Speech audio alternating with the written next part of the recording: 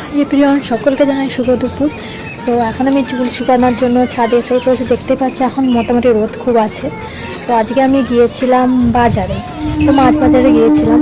তো কম বেশি সবাইদের এলাকাতেই মাছ পাওয়া যায়। তো আমাদের এখানে না কালকে চিংড়ি মাছটা নেওয়ার খুব ইচ্ছা ছিল, বাট ছিল না। তো আজকে অনেক ধরনেরই কিন্তু মাছ ছিল, কিন্তু আজকে ওই চিংড়ি মাছ খাওয়ার ইচ্ছাটা ছিল না। বাট আজকে কিন্তু সব ধরনেরই মাছরা তুলেছে। তো কিরম কী মাছ এখানে আমাদের পাওয়া যায়, তো তোমাদেরকে একটা ভিডিওর মাধ্যমে আমি দেখাচ্ছি। তো তোমরাও আমাকে কমেন্টে জানাবে যে তোমাদের ওখানে কী কী পাওয়া যায় মাছ। চলো।